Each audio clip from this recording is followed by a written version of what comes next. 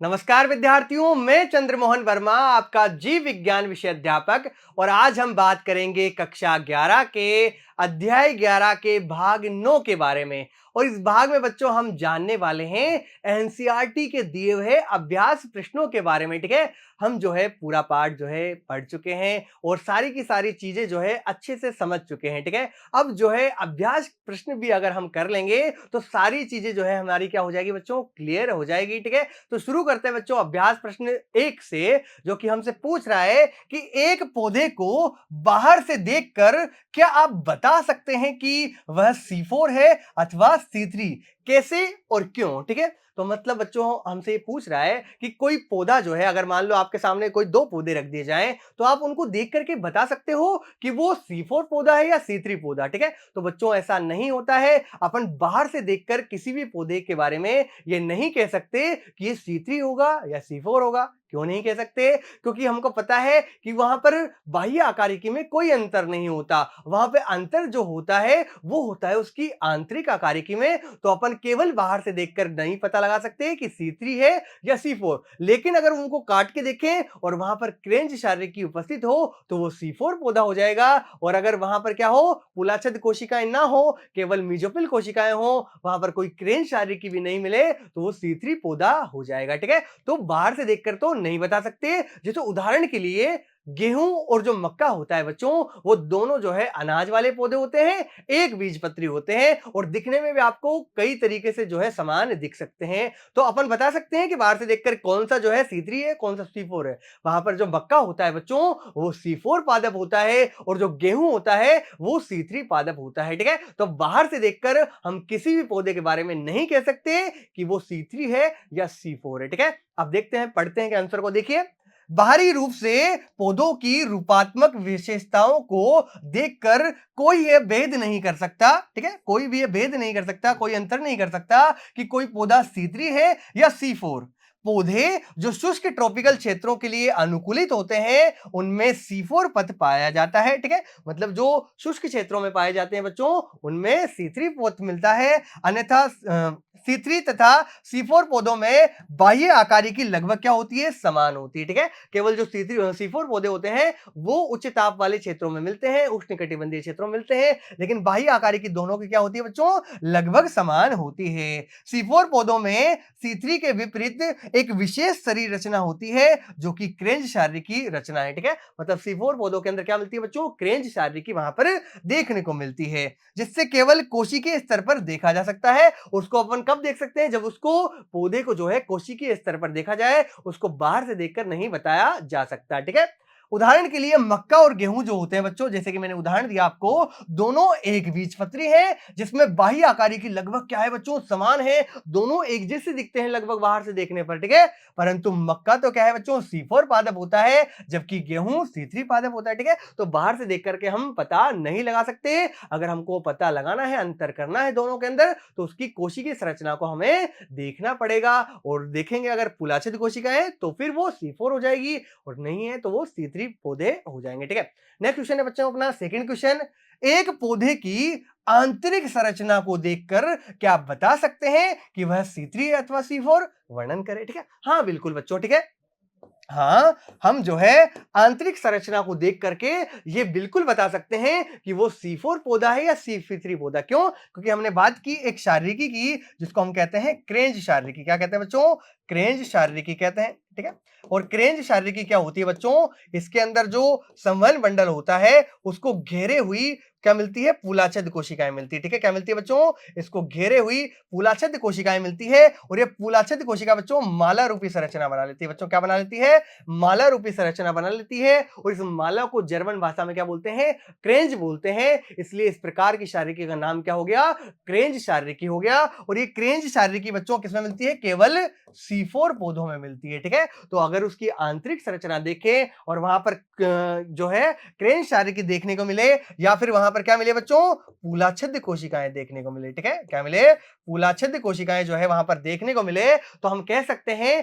कि वे पौधे कौन से हैं, C4 पौधे हैं। और जिसमें क्रेंच शारीरिकी और साथ ही जो पुलाछिद कोशिकाएं बच्चों वो अनुपस्थित होती है, तो वो कौन सा पौधा हो जाएगा, वो C3 पादप हो जाएगा। ठीक है, तो पढ़ते हैं आंसर को, देखिए बच्चों।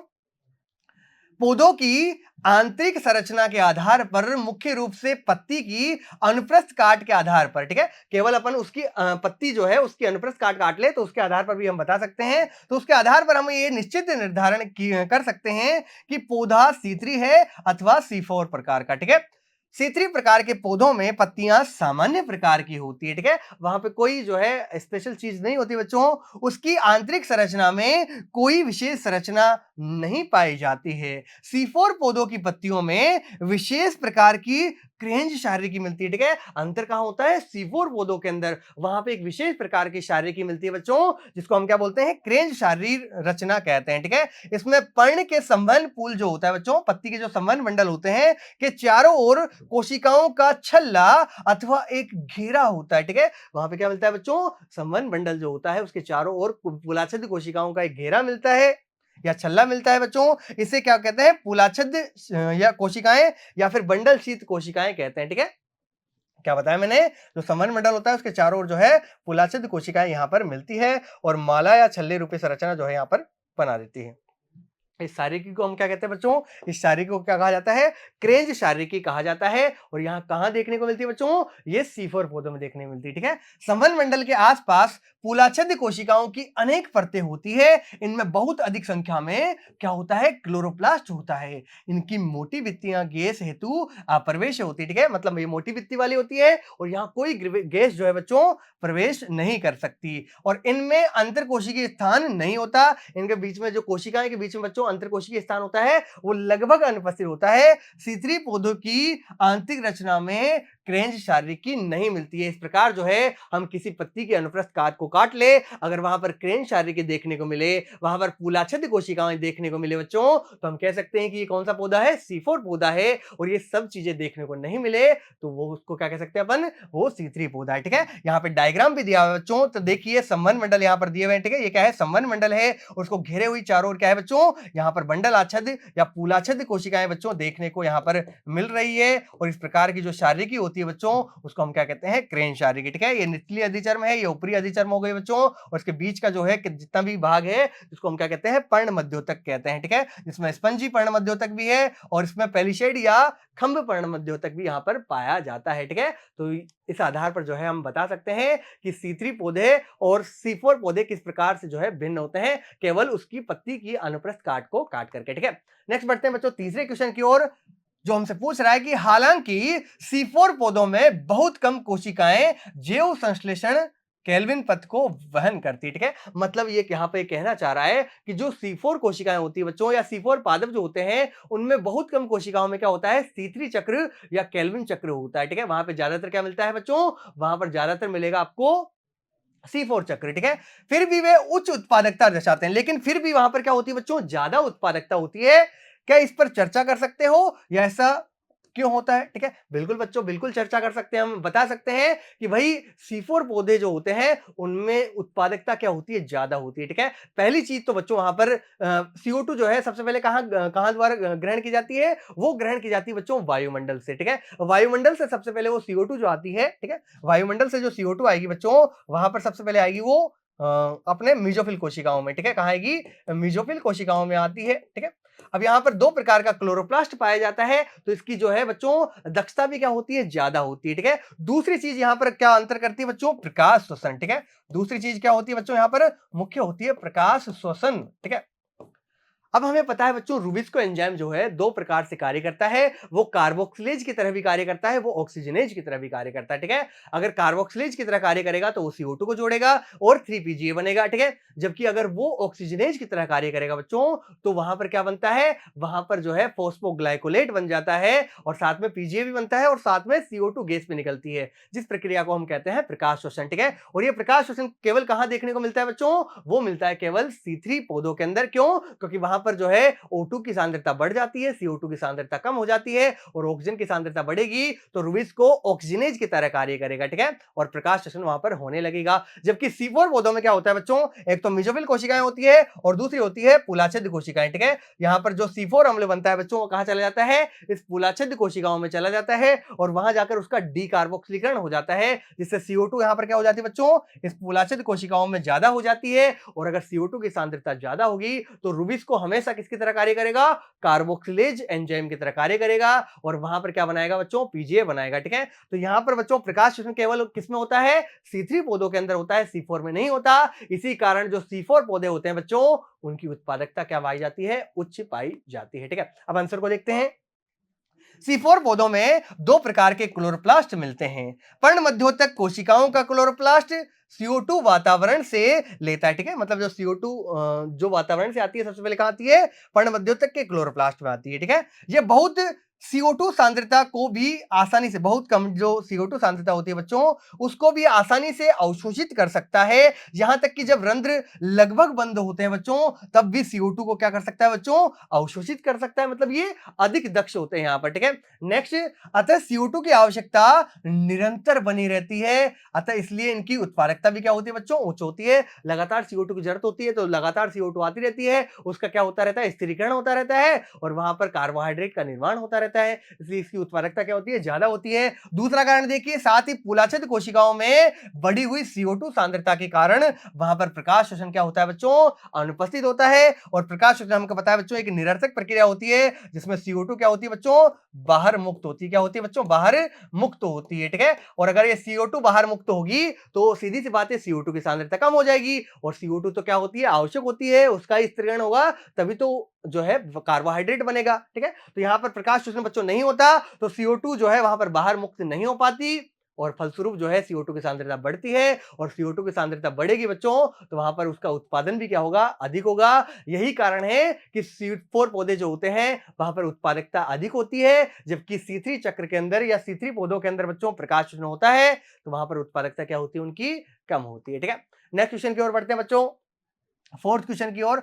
रुबिस्को, जिसमें पूछ रहा है हमसे कि रुबिस्को एक एंजाइम है, क्या है बच्चों, रुबिस्को एक एंजाइम है जो कार्बोक्सिलेज और ऑक्सीजनेज के रूप में काम करता है। आप ऐसा क्यों मानते हैं कि C4 पौधों में रुबिस्को अधिक मात्रा में कार्बोक्सिलेशन कर सकता है। ठीक है, मतलब जो रुबिस्को एंजाइम है, क्या है बच्चों, एक रुबिस्को एंजाइम है। ये रुबिस्को एंजाइम किसकी तरह कार्य करता है बच्चों, ये कार्बोक्सिलेज की तरह भी कार्य कर सकता है। किसकी तरह, ये जो है कार्बोक्सिलेज की तरह भी बच्चों कार्य कर सकता है और ये ऑक्सीजनेज की तरह। ठीक है, किसकी तरह है, ये ऑक्सीजनेज की तरह भी क्या कर सकता है बच्चों, काम कर सकता है, दोनों की तरह। ठीक है, अभी कब कब काम करता है बच्चों, अगर CO2 की सांद्रता क्या हो बच्चों, ज्यादा हो। ठीक है, तो तब तो ये किसकी तरह कार्य करेगा, कार्बोक्सिलेज की तरह कार्य करेगा। ठीक है, लेकिन अगर जो है CO2 की सांद्रता बच्चों क्या होती है, कम होती है और ऑक्सीजन की सांद्रता ज्यादा होती है, तब ये किसकी तरह कार्य करेगा, ऑक्सीजनेज की तरह कार्य करेगा। ठीक है, तो अब ये पूछ रहा है कि आप ये क्यों मानते हैं कि C4 पौधों में रुबिस्को अधिक मात्रा में कार्बोक्सिलेशन कर सकता है। ठीक है, क्यों होता है बच्चों, देखो जैसा कि मैंने बताया था आपको पहले कि यहाँ पे क्या होता है, दो तरह की कोशिकाएं होती है C4 पौधों के अंदर। एक पर्णमध्योतक या मेसोफिल कोशिका होती है, दूसरी नीचे की तरफ क्या होती है, पुलाछिद कोशिकाएं होती है। ठीक है, सबसे पहले CO2 कहां आती है बच्चों, CO2 आती है अपनी जो है अपनी पर्णमध्योतक कोशिकाएं। ठीक है, एक डायग्राम बना कर बता देते हैं। ठीक है, आपको देखिए और ज्यादा अच्छे समझ में आने लग जाएगा। ये हो गई एक कोशिका, ये होगी अपनी दूसरी कोशिका। ठीक है, ये कौन सी कोशिका है, ये अपनी फूलाच्छादित कोशिका। ठीक है, ये कौन सी कोशिका है बच्चों, फूलाच्छादित कोशिका है और ये अपनी कौन सी, मेसोफिल कोशिका या पर्णमध्योतक कोशिका जिसको कहते हैं अपन। ठीक है, सबसे पहले जो है CO2 किस में आती है, मेसोफिल कोशिका में आती है। ठीक है, CO2 सबसे पहले कहां आएगी, मेसोफिल कोशिका में आएगी और यहां पर जो CO2 आई है बच्चों, इसको कौन करेगा, ग्रहण करेगा, PEP ग्रहण करेगा और इस PEP से क्या बनेगा, सबसे पहले ऑक्जेलो एसिटिक अम्ल बनेगा। ठीक है, और ये ऑक्जेलो एसिटिक अम्ल जो होता है बच्चों, ये C4 अम्ल में जो है बदल जाता है और ये C4 अम्ल जो है परिवहन के द्वारा प्लाज्मोडेस्माटा से होते हुए कहां आ जाता है बच्चों, फूलाच्छिद कोशिका में आ जाता है। ठीक है, ये कहां आ गया, C4 अम्ल जो है ये आ गया बच्चों अपना फूलाच्छिद कोशिका में। ठीक है, अब इसका बच्चों क्या होता है, डीकार्बोक्सिलीकरण होता है। क्या होता है बच्चों, इसका डीकार्बोक्सिलीकरण होता है और इससे जो है C3 अम्ल या पायरुविक अम्ल बन जाता है। क्या बन जाता है बच्चों, इससे पायरुविक अम्ल का क्या हो जाता है, निर्माण हो जाता है, जो कि एक प्रकार का C3 अम्ल है। ठीक है, अब इससे क्या होती है बच्चों, CO2 मुक्त होती है। क्या होती है, CO2 मुक्त होती है, यह पायरुविक अम्ल जो है यहां पर आ जाता है और ये पायरुविक अम्ल आगे किसमें बदल जाता है, PEP में बदल जाता है। ठीक है, मेन चीज ध्यान देने योग्य बच्चों यहां पर यही है कि यहां पर देखो क्या होता है, जो PEP से C4 अम्ल बना था, वो C4 अम्ल कहां पहुंच गया था, फूलाच्छिद कोशिकाओं में पहुंच गया था। ठीक है, और यहां पर C4 अम्ल का डीकार्बोक्सीकरण होने से बच्चों यहां पर CO2 मुक्त होती है, तो इस कारण जो फूलाच्छिद कोशिकाएं होती है बच्चों, वहां पर CO2 की सांद्रता क्या हो जाती है, बढ़ जाती है। ठीक है, तो अब वापस आ जाते हैं पीछे की तरफ, ठीक है। देखिए रूबिस्को एंजाइम मैंने क्या बताया, कार्बोक्सिलेज और ऑक्सीजनेज की तरह काम करता है। कार्बोक्सिलेज की तरह काम करता है जब CO2 की सांद्रता बच्चों ज्यादा हो, ठीक है। और यहाँ पर CO2 की सांद्रता बच्चों क्या है, ज्यादा है। इस कारण ये किसकी तरह कार्य करेगा, रूबिस्को यहाँ पर कार्बोक्सिलेज की तरह कार्य करेगा बच्चों। और कार्बोक्सिलेज की तरह कार्य करेगा तो यहाँ पे क्या बनेगा, पीजीए बनेगा। क्या बनेगा बच्चों, पीजीए बनेगा। और पीजीए बनने के बाद में आगे जो है यहाँ पर शर्करा का निर्माण हो जाएगा, ठीक है। तो यहाँ पर रूबिस्को कार्बोक्सिलेज की तरह कार्य कर रहा है बच्चों, ऑक्सीजनेज की तरह कार्य नहीं करता। तो यहां पर प्रकाश शोषण भी बच्चों अनुपस्थित होता है और क्या होगा, यहां पर केवल शर्करा का निर्माण होगा। तो इस कारण हम कह सकते हैं कि C4 पौधे जो होते हैं बच्चों, उनकी उत्पादकता क्या होती है, उच्च होती है, ठीक है। अब देखते हैं बच्चों आंसर को। देखिए केल्विन चक्र में CO2 ग्राही RuBP से क्रिया करके 3-फॉस्फोग्लिसरिक अम्ल या पीजीए के 2 अणु बनाता है। क्या बनाता है, 2 अणु बनाता है। किसके अंदर, C3 चक्र में।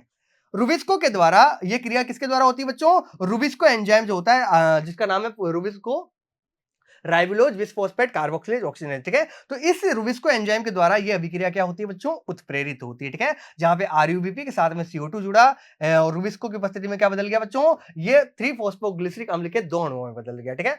रूबिस्को संसार में सर्वाधिक मात्रा में पाया जाने वाला क्या होता है, प्रोटीन या एंजाइम है। ये ऑक्सीजन तथा CO2 दोनों से बंधित हो सकता है, ठीक है। मतलब ये जो है ऑक्सीजन से भी जुड़ सकता है, ये जो है CO2 से भी जुड़ सकता है, ठीक है।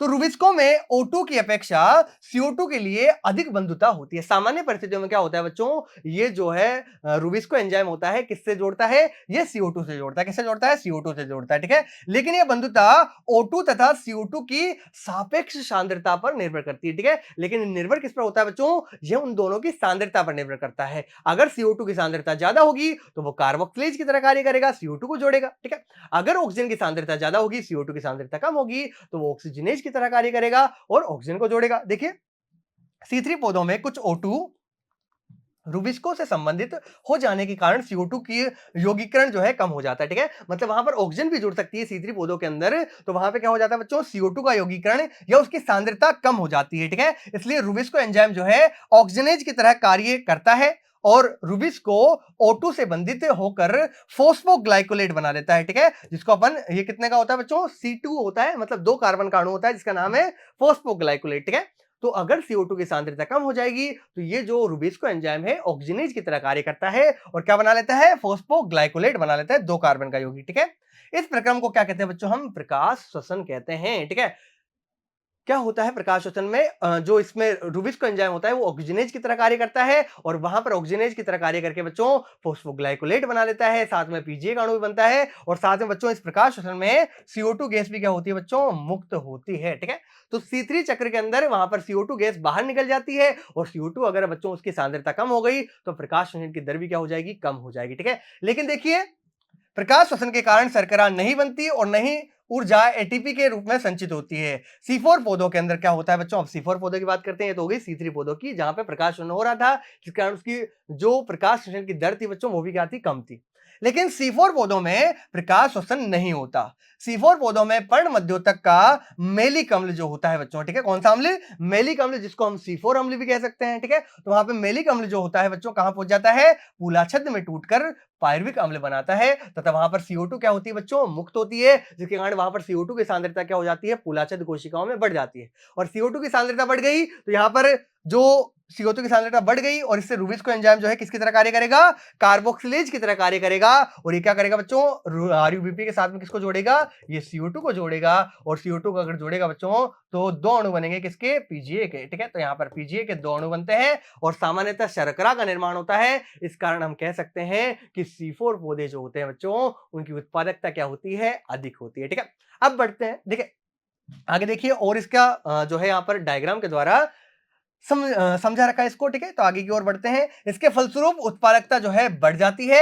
यहाँ रूबिस्को ऑक्सीजनेज की तरह कार्य जो है नहीं करता, ठीक है। किसकी तरह कार्य करता है, यहाँ पर कार्बोक्सिलेज की तरह कार्य करता है, यहाँ पर ऑक्सीजनेज की तरह बच्चों कार्य नहीं करता, ठीक है। यहाँ पे डायग्राम द्वारा समझा रखा है कि रूबिस्को देखो दोनों से कार्य क्रिया कर सकता है, ऑक्सीजन से भी और CO2 से, ठीक है। पहले देखो ऑक्सीजन के द्वारा समझ सकते हैं, ठीक है। ऑक्सीजन से अगर क्रिया कर रहा है बच्चों तो यहाँ पर जो है बच्चों क्या होता है, ये फोस्फोग्लाइकोलेट बना लेता है। क्या बना लेता है बच्चों? फोस्फोग्लाइकोलेट बना लेता है, साथ में पीजीए भी बनता है। और यहाँ पर बच्चों CO2 गैस भी क्या होती है? मुक्त होती है। इस प्रक्रिया को हम क्या कहते हैं? प्रकाश श्वसन कहते हैं। ठीक है, जबकि अगर CO2 की सांद्रता ज्यादा होगी बच्चों, तो उसकी उपस्थिति में रुबिस्को एंजाइम जो है कार्बोक्सिलेज की तरह कार्य करेगा और RUBP के साथ में CO2 को जोड़ करके 3PGA के 2 अणु बना देता है। आगे इससे बच्चों क्या बन जाती है? शर्करा बन जाती है। ऐसा होता है बच्चों अपने केल्विन चक्र के अंदर या C3 चक्र के अंदर। ठीक है, तो प्रकाश श्वसन केवल किसमें होता है बच्चों? C3 चक्र के अंदर ही होता है, C4 चक्र में नहीं होता। और यही कारण है कि C4 पौधे जो होते हैं उनकी उत्पादकता भी क्या होती है? ज्यादा होती है। ठीक है, नेक्स्ट बात करते हैं बच्चों 5th क्वेश्चन की। ये पूछ रहा है हमसे कि मान लीजिए यहां पर क्लोरोफिल बी, ठीक है, पर क्या दिया हुआ है? क्लोरोफिल बी दिया हुआ है। तो यहां पर क्लोरोफिल बी की उच्च सांद्रता युक्त मगर क्लोरोफिल ए की कमी वाले पेड़, ठीक है, मतलब क्लोरोफिल बी तो वहां पे बच्चों क्या है? यहां पर कंडीशन दी हुई है कि भाई क्लोरोफिल बी तो क्या है? ज्यादा है, और क्लोरोफिल ए क्या है बच्चों? यहां पर कम है। क्या ये प्रकाश संश्लेषण करते होंगे? तब पौधों में क्लोरोफिल बी क्यों होता है? और तो मतलब अगर क्लोरोफिल बी क्या हो बच्चों? ज्यादा हो, क्लोरोफिल ए कम हो, तो हो ऐसे पौधों में, तो क्या वो प्रकाश संश्लेषण करेंगे? और करेंगे, और मतलब ये जो क्लोरोफिल बी और बाकी जो वर्णक होते हैं, तो क्लोरोफिल बी क्यों होता है वहां पर? ठीक है, तो क्लोरोफिल बी की आवश्यकता वहां पर क्यों होती है, और फिर दूसरे गौण वर्णकों की क्या जरूरत है? ठीक है, और इसके अलावा जो दूसरे गौण वर्णक होते हैं उनकी भी क्या आवश्यकता होती है? ठीक है, तो 2 प्रकार के जो है वर्णक हमने बात की थी। ठीक है, अगर वर्णक की बात करें बच्चों, तो वर्णकों में हमने 2 प्रकार के वर्णक देखे थे। एक क्या था बच्चों? प्रमुख वर्णक था। ठीक है, एक क्या था? प्रमुख वर्णक था जो अभिक्रिया का केंद्र बना रहा था, और दूसरे बच्चों वहां पर सहायक वर्णक होते थे। क्या थे? वहां पर सहायक वर्णक थे। ठीक है, और सहायक वर्णकों में अपने थे क्लोरोफिल बी था। क्या था? क्लोरोफिल बी था। वहां पर जो है कैरोटीनोइड भी था अपना। क्या था बच्चों? वहां पर कैरोटीनोइड भी था, और साथ में वहां पर क्या होता है? जेंतोफिल भी होता है। क्या होता है बच्चों? जेंतोफिल भी होता है। ठीक है, तो ये बच्चों क्या होते हैं? सहायक वर्णक होते हैं। और ये सहायक वर्णक क्या करते हैं? जो प्रकाश ऊर्जा जो है उसको पहले तो अवशोषित करते हैं, और उस अवशोषित ऊर्जा को बच्चों कहां पहुंचाते हैं? उसको क्लोरोफिल ए तक पहुंचाते हैं। ठीक है, और यहां पर जो है प्रकाश संश्लेषण का प्रमुख वर्णक जो है बच्चों वो होता है, कौन सा होता है? वो क्लोरोफिल ए होता है। ठीक है, तो यदि किसी पौधों के अंदर क्लोरोफिल ए की कमी है, तो सीधी सी बात है वहां प्रकाश संश्लेषण की दर भी क्या होगी? वहां पर कम होगी। और अगर क्लोरोफिल ए नहीं है बच्चों वहां पर, तो प्रकाश संश्लेषण वहां पर नहीं होगा। क्यों? क्योंकि ये प्रमुख वर्णक होता है। क्लोरोफिल ए ही अगर नहीं है बच्चों, तो वहां पर कोई प्रकाश संश्लेषण भी नहीं होगा। और वहां पर जो बाकी वर्णक होते हैं उनका काम क्या होता है? वो क्या करते हैं बच्चों? ये गौण वर्णक या क्लोरोफिल बी जो है सहायक वर्णक होते हैं, जो प्रकाश ऊर्जा को अवशोषित करते हैं और उसको लास्ट में कहां पहुंचा देते हैं? क्लोरोफिल ए के पास में पहुंचा देते हैं। ठीक है, तो वर्णकों का पता होना चाहिए बच्चों। कितने प्रकार के होते हैं? 2 प्रकार के। एक प्रमुख वर्णक जो कि क्लोरोफिल ए होता है, उसके अलावा जितने भी वर्णक होते हैं वो क्या होते हैं? सहायक वर्णक होते हैं। ठीक है, अब आंसर को देखते हैं बच्चों। पौधों में क्लोरोफिल बी, जेंथोफिल और केरोटिन सहायक वर्णक होते हैं। कौन से वर्णक होते हैं? सहायक वर्णक होते हैं। सहायक वर्णक प्रकाश को अवशोषित कर ऊर्जा को क्लोरोफिल ए को स्थानांतरित कर देते हैं। ठीक है, ये क्या करते हैं? सहायक वर्णक जो है सूर्य के प्रकाश को अवशोषित करेंगे, और जो ऊर्जा को अवशोषित किया बच्चों उसको कहां पहुंचा देते हैं?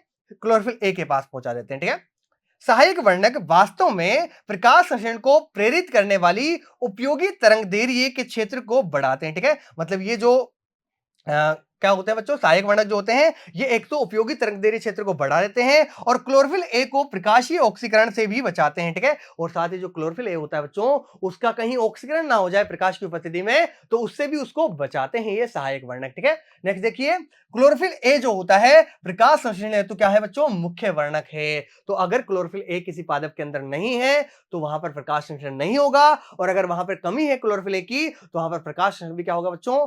कम दर होगी उसकी। ठीक है, अतः क्लोरोफिल ए की कमी वाले पौधों में प्रकाश संश्लेषण क्या होगा बच्चों? प्रभावित होगा, और वहां पर प्रकाश संश्लेषण की दर भी क्या हो जाएगी बच्चों? कम हो जाएगी। ठीक है, ऐसे पौधों में प्रकाश संश्लेषण दर जो है बच्चों वो क्या हो जाएगी? कम हो जाएगी। ठीक है, ऐसे पौधे जिसमें क्लोरोफिल ए की कमी है, तो उसमें प्रकाश संश्लेषण दर भी क्या होगी बच्चों? वहां पर कम होगी। ठीक है, अब बढ़ते हैं बच्चों अपने नेक्स्ट क्वेश्चन की ओर, 6th क्वेश्चन की ओर। यदि पत्ती को, जो पूछ रहा है हमसे कि यदि किसी पत्ती को अंधेरे में रख दिया जाए, ठीक है, कहां रख रहे हैं अपन? अंधेरे में रख रहे हैं, तो उसका रंग क्रमशः पीला और हरा पीला हो जाता है। कौन से वर्णक आपकी सोच में अधिक स्थायी? ठीक है, तो देखो बच्चों हमने बात की थी, एक तो क्या होते हैं? क्लोरोफिल वर्णक होते हैं बच्चों। क्या होते हैं? क्लोरोफिल वर्णक होते हैं। ठीक है, एक तो कौन से वर्णक होते हैं? क्लोरोफिल वर्णक होते हैं, जो किसी भी पौधे को क्या देते हैं बच्चों? हरा रंग देते हैं। ठीक है, मेनली कौन सा देते हैं? हरा देते हैं। ठीक है, जबकि बाकी के जो वर्णक होते हैं जैसे जेंथोफिल हो गया बच्चों, कैरोटीनोइड हो गया, ठीक है, बाकी जो वर्णक होते हैं वो कौन से देते हैं? नारंगी या फिर पीला रंग देते हैं। ठीक है, कौन सा रंग देते हैं बच्चों? नारंगी या फिर पीला रंग देते हैं। तो ऐसी पत्ती जिसको अंधेरे में रखा गया हो बच्चों, ठीक है, और धूप में बहुत कम रखा गया हो। धूप में रहने वाली पत्ती तो क्या होती है बच्चों, हरी होती है। क्या होती है, हरी होती है, क्योंकि वहां पर क्लोरोफिल ज्यादा होता है, ठीक है। लेकिन यहाँ पर बच्चों अंधेरे में अगर रख रहे हैं तो वहां पर क्या हो जाएगा, क्लोरोफिल धीरे धीरे नष्ट हो जाएगा और वहां पर दूसरे वर्णक जैसे कि जेंथोफिल हो गए, कैरोटीनोइड हो गए, उनकी क्या हो जाएगी, अधिकता हो जाएगी। और जैसे ही यहाँ वहां पर जो है जेंथोफिल या कैरोटीनोइड वर्णक की अधिकता हुई, वो पत्ती का रंग कैसा हो जाएगा, पीला हो जाएगा, ठीक है। तो हरे से कैसा हो जाएगा, पीला हो जाएगा। तो धूप में रखने वाली पत्ती का रंग तो क्या होगा, हरा होगा, क्योंकि वहां पर प्रकाश संश्लेषण भी होता रहेगा, क्लोरोफिल की मात्रा भी ज्यादा होती है। लेकिन अगर उसको अंधेरे में ज्यादा रखेंगे बच्चों तो वहां प्रकाश संश्लेषण नहीं हो पाएगा, क्लोरोफिल की मात्रा धीरे धीरे कम होती जाएगी। वहां पे दूसरे वर्णक जैसे कि कैरोटीनोइड और दूसरा जेंथोफिल जो है बच्चों वहां पर बढ़ जाएंगे, जिससे पत्ती कैसे हो जाती है, पीली पड़ जाती है वहां पर, ठीक है। तो आंसर देखते हैं बच्चों, देखिए, चूंकि पत्तियों को प्रकाश संश्लेषण करने के लिए प्रकाश की आवश्यकता होती है, ठीक है, किसकी आवश्यकता होती है, प्रकाश की आवश्यकता होती है। इसलिए अंधेरे में रखी गई पत्ती का रंग गहरे हरे रंग से बदलकर हल्का हरा हो जाता है। कभी कभी यह पीला रंग भी हो जाता है। प्रकाश संश्लेषण के लिए आवश्यक क्लोरोफिल वर्णक का उत्पादन सीधे उपलब्ध प्रकाश की मात्रा के समानुपाती होता है, ठीक है। मतलब अगर प्रकाश की मात्रा ज्यादा होगी तो वहां पर क्लोरोफिल वर्णक भी क्या होंगे बच्चों, ज्यादा होंगे। प्रकाश की अनुपस्थिति में क्लोरोफिल ए अणुओं का उत्पादन बंद हो जाता है।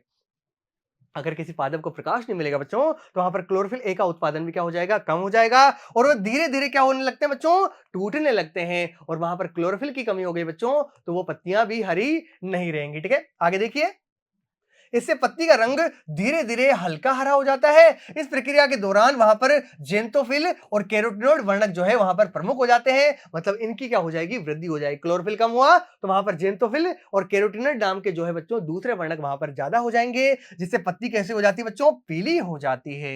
ये वर्णक अधिक स्थिर होते हैं, ठीक है। ये जो वर्णक होते हैं बच्चों कौन से, अपने जेंथोफिल और कैरोटीनोइड, ये क्लोरोफिल की अपेक्षा क्या होते हैं, ज्यादा स्थिर होते हैं, क्योंकि उनके उत्पादन के लिए प्रकाश आवश्यक नहीं होता है, ठीक है। क्यों, क्योंकि इनके उत्पादन के लिए कोई प्रकाश की आवश्यकता नहीं होती है, जबकि क्लोरोफिल तो क्या होता है, प्रकाश के सीधे समानुपाती होता है, ठीक है।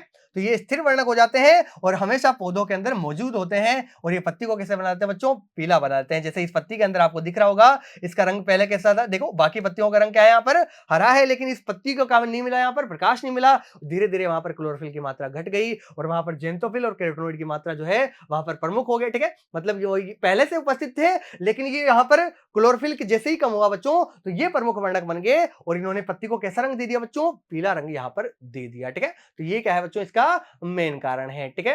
नेक्स्ट क्वेश्चन की तरफ बढ़ते हैं बच्चों, अपने 7th क्वेश्चन की तरफ, जो हमसे पूछ रहा है कि एक ही पौधे की पत्ती का छाया वाला भाग देखें और उसके चमकदार वाले या सीधे भाग से तुलना करें, अथवा गमले में लगे धूप में रखे हुए तथा छाया में रखे हुए पौधों के बीच तुलना करें। कौन सा गहरे हरे रंग का होता है और क्यों, ठीक है। तो देखो बच्चों, यहां पर दो पौधे देखने अपन को, एक जो धूप वाले भाग में रखा है, ठीक है, धूप वाले हिस्से में रखा है, और दूसरा हमको देखना है जो अंधेरे या बिना धूप वाले भाग के अंदर, या छाया कह सकते हैं अपन, छाया वाले भाग में रखा है, ठीक है।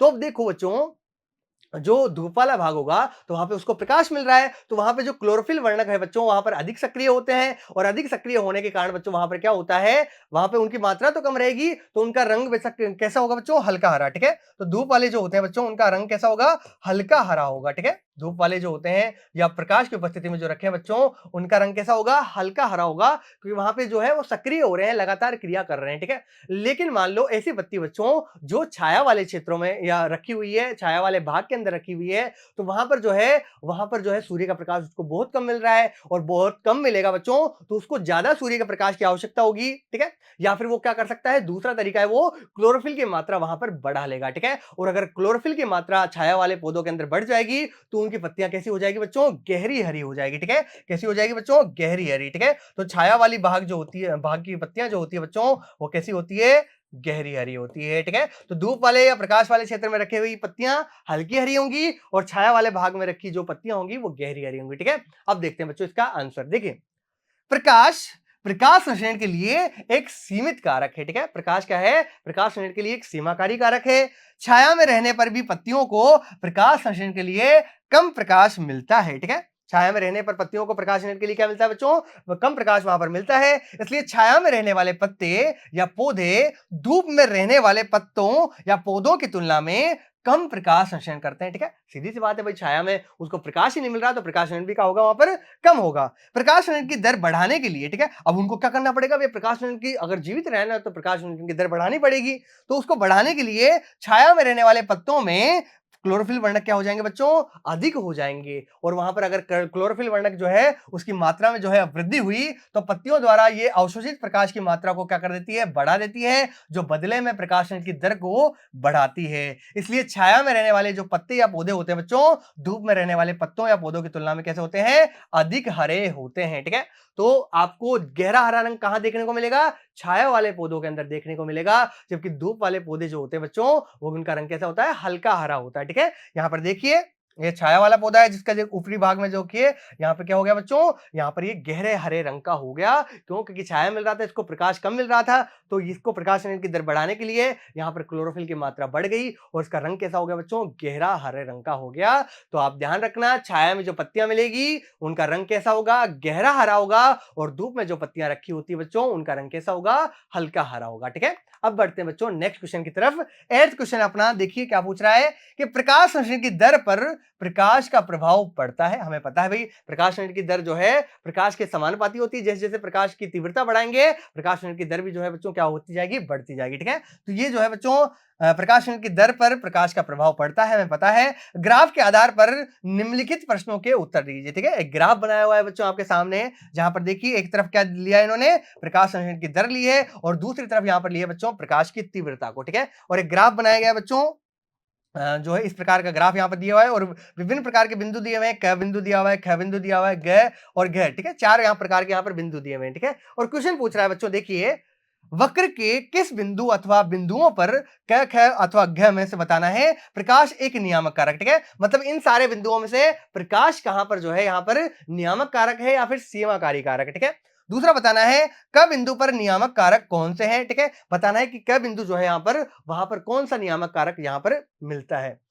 सब क्वेश्चन पूछ रहा है हमसे कि वक्र में ग और घ क्या निरूपित करते हैं, यह भी बताना है, ठीक है। तो पहले क्वेश्चन का आंसर देने की कोशिश करते हैं बच्चों। वक्र के किस बिंदु अथवा बिंदुओं पर क, ख अथवा ग प्रकाश एक नियामक कारक यहां पर होता है, ठीक है। देखो बच्चों, यहां पर प्रकाश की तीव्रता आपको सबसे कम कहां दिख रही है, यहां पर दिख रही है, ठीक है। यहां पर धीरे धीरे अपन क्या कर रहे हैं, प्रकाश की तीव्रता को बढ़ा रहे हैं, ठीक है। तो प्रकाश की तीव्रता जो है यहां पर सबसे कम कहां है, क बिंदु पर है। कैसे, कहां पर है बच्चों, क बिंदु पर है। तो सीधी सी बात है, क बिंदु जो है बच्चों वहां पर प्रकाश क्या हो जाएगा, सीमाकारी कारक हो जाएगा, ठीक है।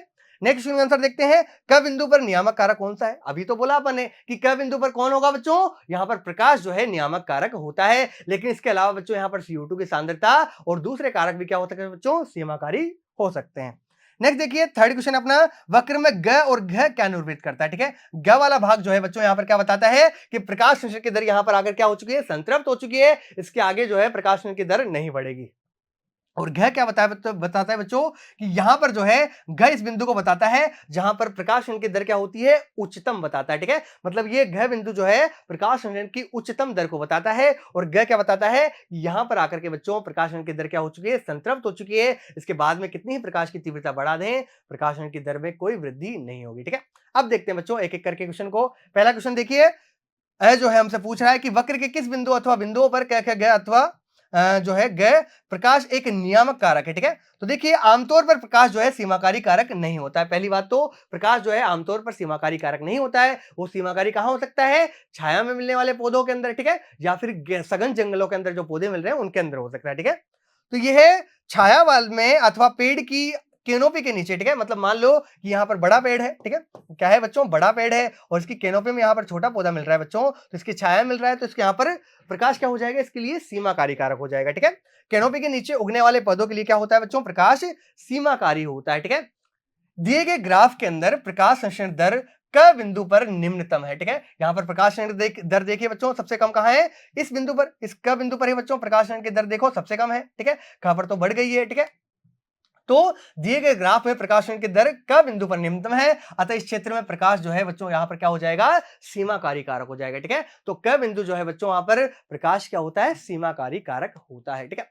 अब बढ़ते हैं बच्चों ब क्वेश्चन की तरफ कि क बिंदु पर नियामक कारक कौन से हैं। तो अभी बात की अपन बच्चों, क बिंदु जो होता है वहां पर क्या होता है, प्रकाश जो है सीमित कारक हो सकता है। ठीक है, तो क बिंदु पर नियामक कारक प्रकाश है। ताप और CO2 की सांद्रता भी इस क्षेत्र में क्या हो सकती है बच्चों, सीमाकारी कारक हो सकती है। लेकिन यहां पर बात करें मुख्य क्या होगा बच्चों, प्रकाश जो है यहां पर नियामक कारक या फिर सीमित कारक हो जाएगा। ठीक है, नेक्स्ट बढ़ते हैं बच्चों सह क्वेश्चन की तरफ। यहां बताना है वक्र में ग और घ जो है निरूपित क्या करता है। ठीक है, तो एक तो ग के बारे में बताना है और दूसरा घ के बारे में। ठीक है, तो अभी बताया मैंने कि वक्र में ग बिंदु प्रकाश संतृप्तता को प्रदर्शित करता है। किसको बताता है बच्चों, कि यहां पर आकर के प्रकाश जो है संतृप्त हो गया और यहां पर प्रकाश की दर भी क्या हो गई बच्चों, संतृप्त हो गई है। ठीक है, तो ये संतृप्तता को बताता है, प्रकाश को भी और प्रकाश की दर की हो गई। ठीक है, तो ये संतृप्तता को प्रदर्शित करता है। इस बिंदु पर प्रकाश तीव्रता बढ़ने पर भी प्रकाश की दर क्या होती है बच्चों, नहीं बढ़ती, वो क्या हो जाती है, संतृप्त हो जाती है। ठीक है, और घ बिंदु क्या बताता है, घ बिंदु प्रकाश की तीव्रता को दर्शाता है। क्या बताता है, प्रकाश की तीव्रता को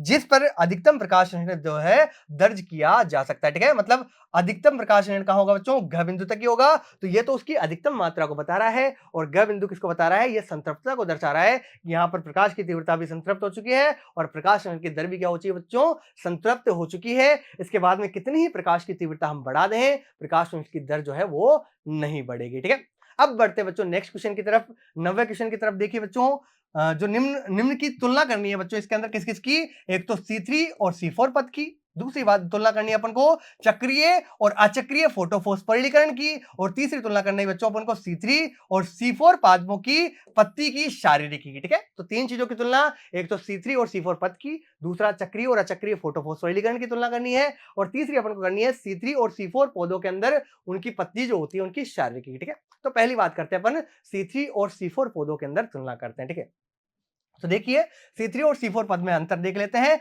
जैसा कि हम पहले भी देख चुके हैं बच्चों, एक भाग के अंदर हमने देख लिया।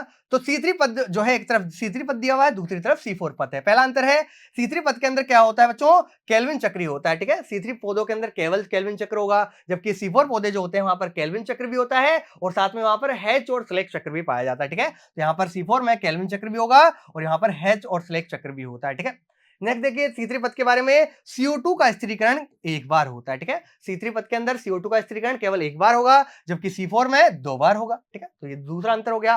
नेक्स्ट देखिए C3 पद के अंदर पत्तियों में क्रेंज शारीरिकी नहीं होती है। ठीक है, C3 पौधों के अंदर कोई क्रेंज शारीरिकी नहीं पाई जाती बच्चों, तथा कोशिकाओं में केवल एक ही प्रकार के क्लोरोप्लास्ट मिलते हैं। साथ ही जो C3 पौधे जो होते हैं वहां पर एक ही प्रकार के क्लोरोप्लास्ट मिलते हैं। C4 में क्रेंज शारीरिकी भी मिलेगी और वहां पर दो प्रकार के जो है क्लोरोप्लास्ट पाए जाते हैं। ठीक है, नेक्स्ट देखिए C3 पद में, इसमें CO2 ग्राही 5 कार्बन युक्त RUBP होता है। ठीक है, प्रथम CO2 ग्राही जो होता है बच्चों वहां पर किसमें, C3 पौधों के अंदर वो 5 कार्बन का राइबोलोज 1,5 बिस फॉस्फेट या RUBP होता है। जबकि C4 पौधों के अंदर कौन होगा, वहां पे प्राथमिक CO2 ग्राही जो होता है बच्चों 3 कार्बन का PEP या फॉस्फोइनोल पायरुवेट होता है। ठीक है, तो C4 पद के अंदर कौन होगा, 3 कार्बन का फॉस्फोइनोल पायरुवेट होगा। ठीक है, नेक्स्ट देखिए O2 की अधिक सांद्रता संश्लेषण की क्रिया को अवरुद्ध कर देती है। ठीक है, यहां पर बच्चों C3 पौधों के अंदर क्या मिलता है देखने को, कि वहां पर कभी कभी क्या हो जाता है, O2 की सांद्रता ज्यादा हो जाती है और O2 की सांद्रता ज्यादा होगी तो रुबिस्को एंजाइम ऑक्सीजनेज की तरह कार्य करेगा और वहां पर प्रकाश शोषण हो जाएगा। ठीक है, और इसके कारण जो है प्रकाश शोषण की क्रिया जो है रुक जाती है, अवरुद्ध हो जाती है, कम हो जाती है।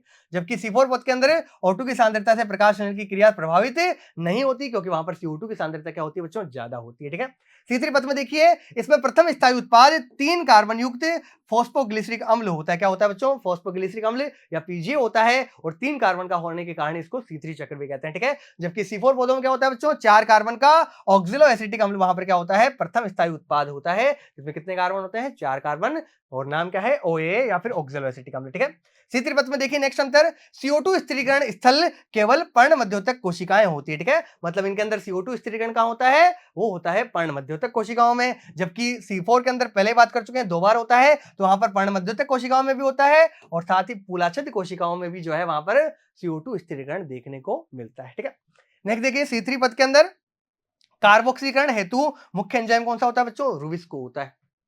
C3 पौधों के अंदर बच्चों कार्बोक्सिलीकरण के लिए मुख्य एंजाइम कौन सा होता है, रुबिस्को होता है। जबकि C4 पौधे जो होते हैं वहां पे PEP जोड़ने के लिए पेपकेज एंजाइम होता है। कौन सा होता है बच्चों, पेप कार्बोक्सिलेज या फिर पेपकेज होता है और साथ में रूबिस्को भी होता है। क्यों? क्योंकि जो है C4 पौधे होते हैं उनमें C4 चक्र के साथ-साथ C3 चक्र भी चलता है, ठीक है? तो C4 चक्र के लिए तो पेपकेज हो गया और C3 चक्र भी होता है तो उसके लिए रूबिस्को, ठीक है? तो वहां दोनों प्रकार के एंजाइम होते हैं, रूबिस्को भी होता है, पेपकेज भी होता है, जबकि C3 में क्या होता है बच्चों? केवल रूबिस्को एंजाइम पाया जाता है, ठीक है? नेक्स्ट देखिए अंतर बच्चों, C3 पद की बात करें तो यहां पर कम ताप पर अधिक उत्पाद किंतु उच्च ताप पर कम हो जाता है, ठीक है? मतलब C3 पौधे जो होते हैं वो कम ताप पर अनुक्रिया करते हैं, जबकि C4 पद जो है बच्चों वो उच्च ताप पर अनुक्रिया करते हैं। ये है मुख्य अंतर, ठीक है? नेक्स्ट देखिए C3 पद की बात करें तो इसमें दोनों PS फर्स्ट तथा PS सेकंड दोनों होते हैं किसके अंदर? अपने C3 पद के अंदर, ठीक है? C4 में भी दोनों होते हैं बच्चों, लेकिन पूलाछिद कोशिकाओं में अगर बात करें तो वहां पर क्या होता है? केवल PS फर्स्ट ही होता है। पूलाछिद में केवल PS फर्स्ट होता है, लेकिन वहां पर पर्णमध्योतक की बात करें तो वहां पर तो दोनों होंगे, PS फर्स्ट भी होगा, PS सेकंड में, लेकिन पूलाछिद में केवल क्या होता है बच्चों? PS फर्स्ट होता है। C3 पद की बात करें बच्चों, यहां पर अनुकूलतम तापमान क्या होता है? 10 से 25 डिग्री सेंटीग्रेड होता है। क्यों? क्योंकि कम ताप पर अभिक्रिया करते हैं, जबकि C4 पौधों में क्या होगा? उच्च होगा, 30 से 40 डिग्री सेंटीग्रेड तक हो सकता है, ठीक है? C4 पद की बात करें बच्चों, इसमें प्रकाश शोषण की दर क्या होती है? अधिक होती है, ठीक है? प्रकाश शोषण यहां पर पाया जाता है। क्यों? क्योंकि यहां रूबिस्को एंजाइम जो है ऑक्सीजनेज की भांति कार्य करने लग जाता है, जबकि यहां पर ऐसा नहीं होता, हमेशा कार्बोक्सिलेज की तरह कार्य करता है। इसलिए यहां पर प्रकाश शोषण भी क्या होता है बच्चों? C4 पौधों में अनुपस्थित होता है। इस कारण से जो है C3 पौधों की उत्पादकता कम होती है और C4 पौधों की उत्पादकता क्या होती है बच्चों? ज्यादा होती है, ठीक है? तो ये अंतर हो गए बच्चों किसके अंदर? C3 और C4 पौधों के अंदर, ठीक है? अब नेक्स्ट अंतर देखते हैं बच्चों, चक्रीय और अचक्रीय फोटोफॉस्फोरिलीकरण के अंदर, ठीक है? तो हमने ये चक्रीय और अचक्रीय फोटोफॉस्फोरिलीकरण कहां पढ़ा था बच्चों? ये पढ़ा था अपन ने प्रकाश अभिक्रिया के अंदर। किसके अंदर पढ़ा था बच्चों? ये हमने पढ़ा था प्रकाश अभिक्रिया के अंदर, ठीक है? जहां पे चक्रीय और अचक्रीय फोटोफॉस्फोरिलीकरण हो रहा था, चक्रीय में हमने देखा था बच्चों कि वहां पर जो है केवल एक ही जो है फोटो सिस्टम पाया जा रहा था, जबकि अचक्रीय में दोनों प्रकार के फोटो सिस्टम थे, जिसको हमने जेड स्कीम भी कहा था, ठीक है? और जो अचक्रीय फोटोफॉस्फोरिलीकरण था बच्चों, वहां पे एटीपी भी बन रहा था, NADPH भी बन रहा था और साथ में ऑक्सीजन गैस भी वहां पर मुक्त हो रही थी, ठीक है? लेकिन चक्रीय में ऐसा नहीं होता, यहाँ पर केवल क्या बनते हैं बच्चों? एटीपी बनते हैं, ठीक है? तो तुलना करते हैं बच्चों दोनों की और अंतर देखते हैं, ठीक है? पहला, एक तरफ देखो चक्रीय फोस्फोरिलीकरण देखा दिया हुआ है और दूसरी तरफ अचक्रीय फोस्फोरिलेशन दिया हुआ है, ठीक है? चक्री की बात करते हैं तो इसमें केवल एक ही फोटो सिस्टम होता है, वो कौन सा होता है? PS फर्स्ट होता है, जबकि अचक्रीय में बच्चों वहां पर दोनों होते हैं, PS फर्स्ट भी होता है और PS सेकंड भी होता है। चक्री की बात करें तो यहाँ पर क्लोरोफिल अणु से निकला हुआ इलेक्ट्रॉन ग्राही पदार्थों द्वारा पुनः उसी क्लोरोफिल में आ जाता है, ठीक है? मतलब यहाँ पर जो इलेक्ट्रॉन निकल रहा है वो घूम फिर करके वहीं आ जाता है, तभी तो उसको क्या कह रहे हैं? चक्रीय कह रहे हैं, ठीक है? लेकिन यहाँ पे जो इलेक्ट्रॉन होता है अचक्रीय के अंदर, इलेक्ट्रॉन का पथ अचक्रीय होता है, जल इलेक्ट्रॉन का मुख्य स्रोत होता है, अंतिम इलेक्ट्रॉन ग्राही यहाँ पर क्या होता है बच्चों? NADP होता है। क्या होता है यहाँ पर? अंतिम इलेक्ट्रॉन ग्राही NADP होता है। यहाँ तो घूम फिर के आ जाता है, लेकिन वहां पर NADP जो है वहां पर अंतिम इलेक्ट्रॉन ग्राही होता है। इसमें क्लोरोफिल से निकला इलेक्ट्रॉन पुनः क्लोरोफिल में नहीं पहुंचता है, इसलिए इसको क्या कहते हैं? अचक्रीय फोटोफॉस्फोरिलीकरण कहते हैं, ठीक है? नेक्स्ट देखिए चक्रीय की बात करें तो यहाँ NADPH2 नहीं बनता, ठीक है? मतलब चक्रीय के अंदर बच्चों यहाँ पर कोई NADPH2 नहीं बनता, यहाँ क्या बनेंगे? केवल ATP बनेंगे, ठीक है? तो NADPH2 यहाँ पर नहीं बनता, अतः CO2 स्वांगीकरण जो है यहाँ पर घटता जाता है। क्यों? क्योंकि भाई हमको पता है CO2 के स्वांगीकरण के लिए या CO2 के स्थिरीकरण के लिए हमको किसकी आवश्यकता है? ऊर्जा की आवश्यकता है, लेकिन यहाँ NADH2 नहीं बन रहा तो कम ऊर्जा होगी, तो यहाँ पर CO2 का स्वांगीकरण भी बच्चों क्या हो जाएगा? कम हो जाएगा, ठीक है? लेकिन यहाँ पर NADPH2 भी बन रहा है, ATP बन रहा है, तो यहाँ पर जो है CO2 स्वांगीकरण भी यहाँ पर क्या होगा बच्चों? अधिक होगा अचक्रीय के अंदर, ठीक है? नेक्स्ट देखिए चक्रीय के अंदर ऑक्सीजन का उत्सर्जन नहीं होता। क्यों? क्योंकि यहाँ पर PS सेकंड ही नहीं होता, ठीक है? और हमें पता है जो ऑक्सीजन का उत्सर्जन होता है वो कहाँ होता है बच्चों? PS सेकंड पर, लेकिन चक्रीय के अंदर तो PS सेकंड ही नहीं है, तो यहाँ जल का विघटन भी नहीं होगा, उससे ऑक्सीजन भी नहीं निकलेगी, ठीक है? लेकिन चक्रीय की बात करें तो वहां पर जो है जल का विघटन भी होता है, जिसको हम जल का प्रकाशीय अपघटन भी कहते हैं, और उससे जो है ऑक्सीजन का उत्सर्जन भी होता है PS सेकंड के ऊपर। चक्र की बात करें तो ये मुख्यतः हरे पादपों और जीवाणुओं में मिलता है, ठीक है? मतलब हरे पादप में मिल सकता है और साथ ही जीवाणुओं में मिल सकता है, लेकिन जो अचक्रीय होता है बच्चों केवल कहां मिलता है? हरे पौधों में ही देखने को मिलता है, ठीक है? चक्री की बात करें इसमें केवल एटीपी का उत्पादन होता है। किसका उत्पादन होता है? केवल एटीपी का। जबकि यहाँ पर अचक्री की बात करें तो वहां एटीपी बनता है, NADPH भी बनता है और साथ में यहाँ पर ऑक्सीजन गैस भी क्या होती है बच्चों? मुक्त होती है। तो ये अंतर हो गए बच्चों किसके अंदर? चक्रीय और अचक्रीय फोटोफॉस्फोरिलीकरण के अंदर, ठीक है? अब बढ़ते हैं बच्चों नेक्स्ट क्वेश्चन की तरफ, 90 का स पार्ट, और जो हमसे पूछ रहा है कि C3 और C4 पादपों की पत्ती की शारीरिकी देखनी है। अपन को क्या देखना है बच्चों? पत्ती की शारीरिकी देखनी है। और हमें पता है बच्चों कि जो C4 पौधे होते हैं वहां पर क्रेन शारीरिकी पाई जाती है, जबकि C3 पौधों के अंदर ऐसा नहीं होता, ठीक है? तो इनकी शारीरिकी की तुलना करते हैं बच्चों, देखिए आइए यहाँ पर एक तरफ बात करेंगे हम किसकी, C3 पादप की, और एक तरफ बात करेंगे बच्चों हम C4 पादप की, ठीक है। तो C3 पौधों देखिए पत्तियों में यहाँ पर क्या नहीं मिलती, क्रेन शारीकी नहीं होती है। पर्ण मध्योतक खंभाकार व स्पंजी ऊतक में यहाँ पर विभेद होता है, ठीक है। यहाँ पर पर्ण मध्योतक का जो बच्चों क्लोरोप्लास्ट होता है वो कुछ में तो क्या होता है खंभाकार का, मतलब इस प्रकार जो है वहां पर लंबे लंबे होंगे, ठीक है। और दूसरा क्या होगा बच्चों, स्पंज आकार का इस प्रकार का होता है, ठीक है। तो यहाँ पर क्रेन शारीकी नहीं देखने को मिलती C3 के अंदर, इसकी पत्तियों की शारीकी के अंदर। और यहाँ पर जो है पर्ण मध्योतक जो होता है वहां पर दो प्रकार के क्लोरोप्लास्ट मिलेंगे, खंभ वाला भी और स्पंजी वाला भी, ठीक है। जबकि यहाँ पर C4 पौधों की बात करें तो वहां पर क्रेन शारीकी मिलती है। और क्रेन शारीकी क्या होती है बच्चों, यहाँ पर संवहन मंडल को घेरे हुए क्या मिलती है, मूलाच्छेद कोशिकाएं यहाँ पर घेरे हुए इसको मिलती है। और इस प्रकार की शारीरिक को हम क्या कहते हैं, क्रेंज शारीरिकी या क्रेंज एनाटॉमी कहते हैं, जो केवल कहां मिलती है, C4 पौधों के अंदर देखने को मिलती है, ठीक है। नेक्स्ट देखिए C3 पौधों की बात करें तो वहां बंडल आच्छादित कोशिकाएं छोटी होती है, ठीक है। यहाँ पर पूलाच्छादित कोशिकाएं क्या होती है, बिल्कुल छोटी होती है या फिर अनुपस्थित होंगी, ठीक है, जिनमें क्लोरोप्लास्ट नहीं होता है, ठीक है। और उनमें क्लोरोप्लास्ट भी नहीं पाया जाता है यहाँ पर पूलाच्छादित कोशिकाओं में। जबकि यहाँ पर जो बंडल आच्छादित कोशिकाएं होती है बच्चों, वो बड़ी होती है, मोटी भित्ति की होती है, तथा बड़े और अधिक संख्या में वहां पर क्लोरोप्लास्ट भी मिलते हैं, ठीक है। मतलब यहाँ पर मुख्य कोशिकाएं कौन सी होती है C4 में, पूलाच्छादित कोशिकाएं होती है, जहां पर बहुत ज्यादा क्लोरोप्लास्ट भी देखने को मिलता है, बड़े बड़े क्लोरोप्लास्ट देखने को मिलते हैं बच्चों। और साथ ही वहां पर मोटी भित्ति वाली कोशिकाएं भी होती है। जबकि C3 के अंदर ऐसा नहीं होता, वहां पर पूलाच्छादित कोशिकाएं बच्चों अविकसित प्रकार की वहां पर मिलती है, ठीक है।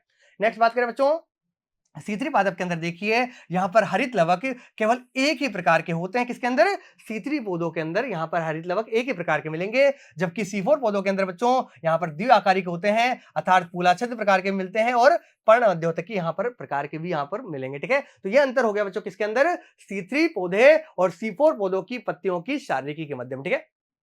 तो हमने इस भाग में बच्चों एनसीईआरटी में जितने भी क्वेश्चन दिए हुए थे वो सारे के सारे जो है हल कर लिए, और आशा है बच्चों आपको ये सारे के सारे क्वेश्चन जो है आसानी से समझ में आ गए होंगे। अगर नहीं आए बच्चों तो इसको जो है रिपीट कर करके इस वीडियो को देखते रहिएगा, ताकि और ज्यादा ये क्वेश्चन जो है आपको समझ में आने लगे और आप इस चैप्टर में जो है क्या बन जाओ, मास्टर बन जाओ, ठीक है। तो आज के लिए बच्चों इतना ही, धन्यवाद।